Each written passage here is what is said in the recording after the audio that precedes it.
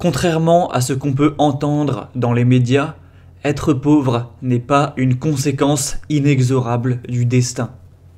Lorsque l'on atteint sa taille adulte, en effet, le fait d'être plutôt petit, normal ou grand ne dépend pas de nos décisions. C'est en dehors de notre contrôle.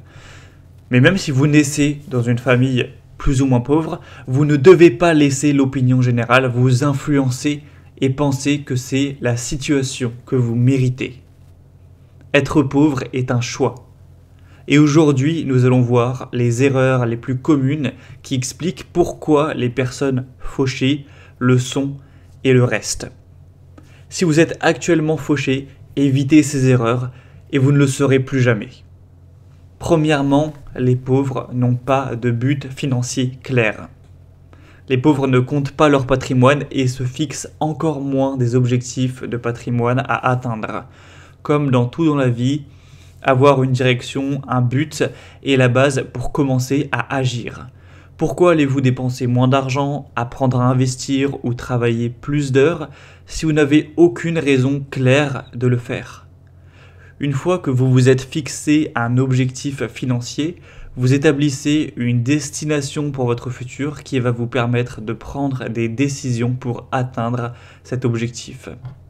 Même si vous êtes fauché, vous pouvez commencer par viser d'avoir 1000 € de côté à la fin de l'année, ou alors 2000 €, puis par la suite 5000 €, 10 000 €, toujours avec une deadline bien choisie, et ainsi de suite. Deuxièmement, les pauvres ne se fixent pas de budget mensuel. Pour épargner et investir chaque mois afin de faire grossir son patrimoine, il est essentiel de se fixer un budget à respecter pour chaque domaine de la vie et de comptabiliser ses dépenses de manière très organisée. Beaucoup de personnes restent pauvres car elles dépensent chaque mois presque 100% de leur salaire, même parfois plus.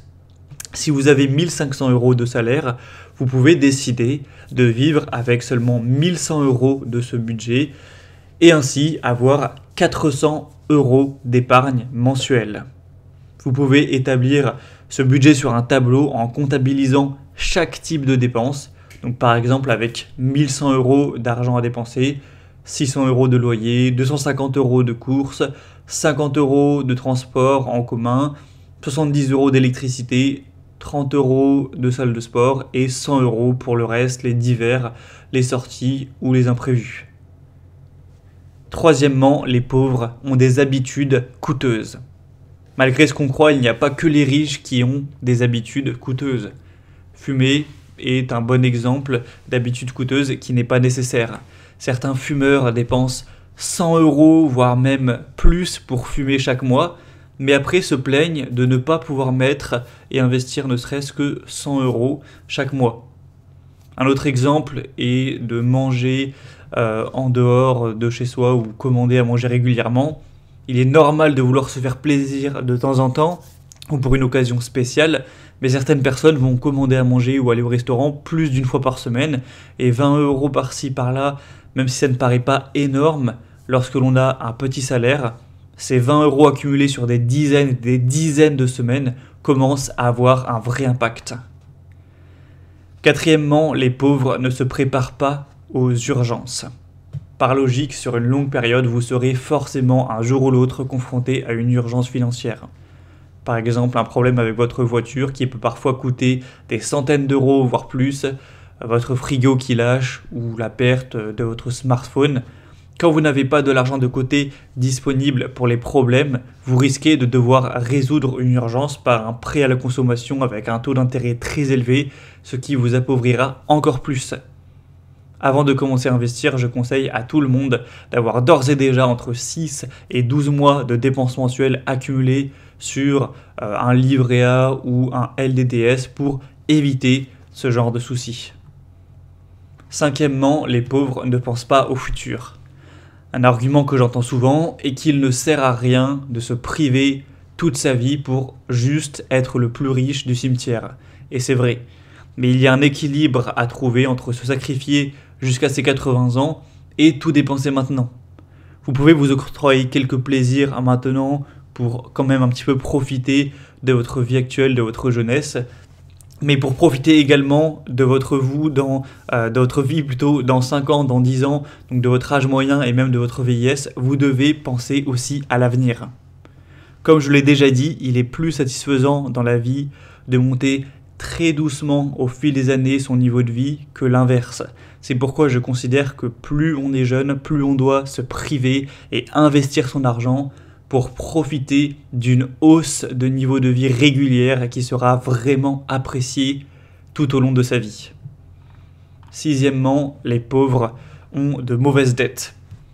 S'endetter pour l'achat de votre résidence principale n'est pas une mauvaise dette, mais une dette de crédit à la consommation pour acheter une nouvelle voiture ou payer un voyage n'est pas intelligent financièrement.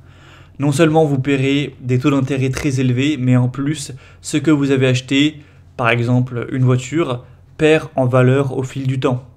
Et le fait de vous offrir ce genre de plaisir vous conforte dans l'état d'esprit de vivre au-dessus de vos moyens, qui est un obstacle majeur à la richesse.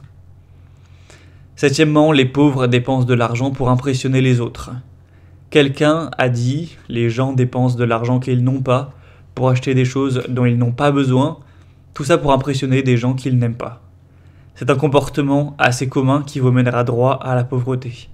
Certaines personnes achètent des biens de consommation non pas pour leur plaisir personnel, mais surtout pour afficher leur possession sur les réseaux sociaux ou ailleurs en société, en pensant que les autres seront envieux et jaloux.